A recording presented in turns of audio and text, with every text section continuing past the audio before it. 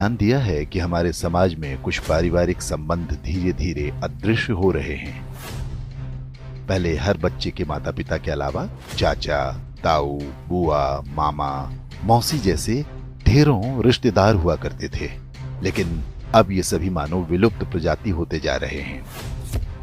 भारतीय परिवारों में रक्त के कुल 5 रिश्ते समाप्त होने की कगार पर हैं। 1-2 पीढ़ी बाद संभवतः ये सभी संग्रहालय में सजा दिए जाएंगे। केवल अंकल और आंटी बचेंगे। इसे इस तरह समझा जा सकता है, यदि किसी दंपत्ति के 2 पुत्र और 2 पुत्री हैं, तो उनके सभी 5 रिश्ते यानी ताऊ, चाचा, बुआ, मामा और मौसी होंगे।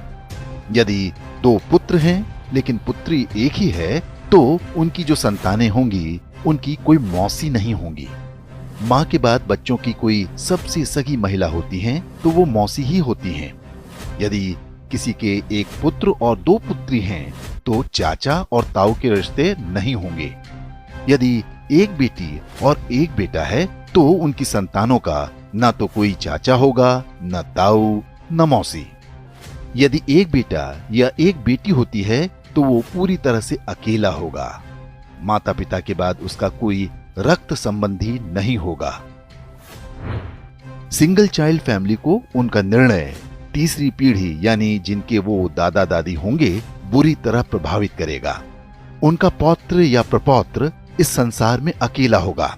उसे अपने रक्त के रिश्ते की आवश्यकता होगी, तो इस पूरे ब्रह्मांड में उसका अपना कोई नहीं होगा। इसलिए दंपत्ति को सिंगल चाइल्ड के निर्णय पर गंभीरता से विचार करना चाहिए। ये न केवल हमारे बच्चों को एकाकी जीवन जीने को विवश करेगा, बल्कि हमारी हिंदू परिवार व्यवस्था को भी नष्ट कर देगा। पश्चिमी देशों में सिंगल चाइल्ड पॉलिसी भारत से पहले आरंभ हो गई थी। वहां पर इसके भयावह परिणाम सामने आने लगे हैं।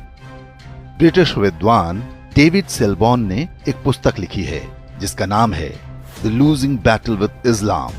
इसमें बताया गया है कि पश्चिमी समाज पर इस्लाम का अधिकार होता जा रहा है और इसका सबसे बड़ा कारण एक शक्तिशाली परिवार व्यवस्था का अभाव है। यूरोपीय देशों में परिवार नाम की संस्था लगभग समाप्त हो चुकी है। लोग विवाह करना पसंद नहीं करते। समलैंगिकता, अवैध संबंध, लिव इन रिलेशन जैसी कुरीतियां सामान्य बात हैं। उन समाजों में ऐसे बच्चों की संख्या बढ़ती जा रही है जिन्हें नहीं पता होता कि उनके पिता कौन हैं। बूढ़े माता पिता को घर में रखने को कोई तैयार नहीं। ओल्ड एज होम में उनका बुढ़ापा बीतता है।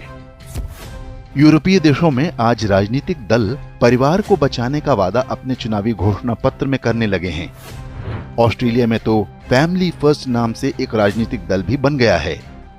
पश्चिमी देशों के समाजशास्त्रियों की सबसे बड़ी चिंता ये है कि परिवार व्यवस्था को कैसे बचाया जाए। इस सब के लिए उनके पास यही सुझाव है कि 1 से अधिक बच्चे पैदा हों। अब यही चुनौती भारतीय समाज के सामने भी खड़ी होने जा रही है। क्या हम समय रहते सतर्क हो पाएंगे या हमारे साथ भी वही होगा जो पश्चिमी देशों के साथ हो रहा है?